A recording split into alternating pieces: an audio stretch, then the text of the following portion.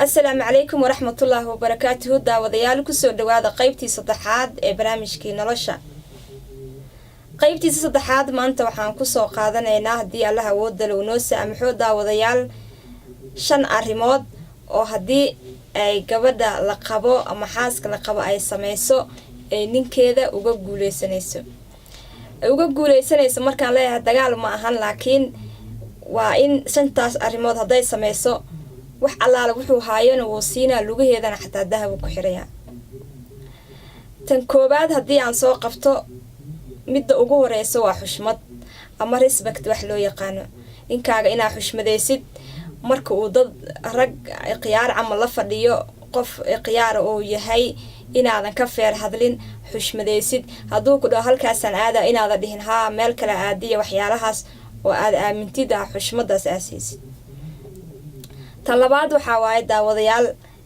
gabdhaha ay dhageysanaya ayaan ku wadaa midda labaad waxa weeye in aad ninkaaga sasabatid maanta haday hawshu ka badato ama aad xanuunsan tahay ama caajisan tahay inaad dhahdid xaaji ani waxyaalahaana maanta si iga ah waa iska caajisanahay waxaas ii soo qabo banaanka wax iiga soo qabo adiga hadhow hadaad sidaas aa u sasabatid adigoo waxa arkaysid adiga iyo banaan goor iskuukiin dambeeysa ina garanaynin hadii aad dhahdid ilmaha maanta iga wad iskuulka iga gee xagga gee si tartiib ah sasab markaan ku leeyahana ninkaaga wuxuu ka mid yahay ilmahaaga kan ugu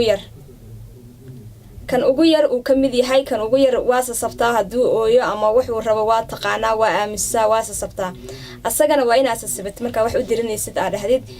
waxyaalahaana saa waxyaala macquul ah u sheegtid hadii wixii cunugana ma u sheegaysa laakiin waxyaala aqli gal ah u sheegaysa.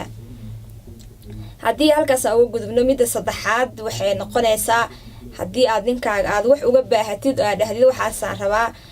waa inaad ii qabataa haduu hayo wuuba hayaa wuu ku siina hayuu ku dhahay haduusan haynin laakiin uu ka cudur daarto adiga is xanaajin dagaal iyo buuq iyo waxaas ha gelin. hadaa isku xanaajis ama dagaal iyo waxaas qaadid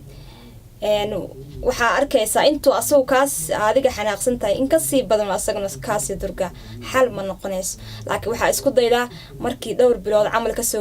ka soo wareegato xoogaa dhaga hadal marmar waxa ku tira saasiisa sata ii soo bilahayd saasiisa yeela waxyaalahaas ina ku dhaga hadashid. midda afraad waxay noqonaysaa amaan ninkaaga hadii ina amaantid aad dhahdid gabdhaha facay waxaas ma haystaan adin nin fi wanaagsan tahay ilmaha iyo reerku ay la ogtahay ilaahay ma hada leeyahay ku helay waa sasabanaysa haduu wax ku siiyo waa uga mahadcelin waxa leedahay waa mahadsantaa waxaas ay qabatay marna ha isku day ina waxyaalo xumaan ah ku soo qaadid oo dhahdid waliga iyo allaha wax maada ay qaban hadii wax yar ay si ka noqdaan. midda ugu dambayso oo shanaad ayaa waxay noqonaysaa inaadan faafin sirtiisa waa inaadan faafin sirtiisa wax uu ku sheego ama labadiina ina dhaxmara ku sheekaysateen haduu banaanka ka soo maqlo ninkaas ma haysatid wuu ku daayay. marka sirtiisa waa inaadan faafin dadka dariska ama saaxiibada waxyaalahaas ama ila walow ay xataa amaan haday noqoto xataa oo uu hadal waxyaalo fiican uu ku sheego qofka la sii wadaagtid hadhowna uu maqlo ninkaas iyo adiga isma haysatiin buuna ka aamin baxay. 5taas arrimood hadaa suubisiin ninkiina wuxuu noqonayaa ninka adduunka ugu wanaagsan wax allaal waxa uga baahatiin oo adduunka koonkiisa saaranna uu inii qabanaya. intaas ayaan ku soo gabagabeynayaa daawadayaal anigoon Nasteexa Maxamed ayaana ila socodsiinayay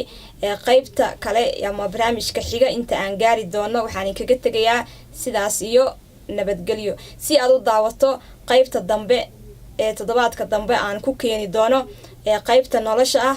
waa inaad channelka subscribe dhahdaa si aad ula socoto fiidiyoyaasha aan soo galino iyo waxyaalaha kala duwan. Assalaamu calaykum waraxmatullaahi wabarakaatuh.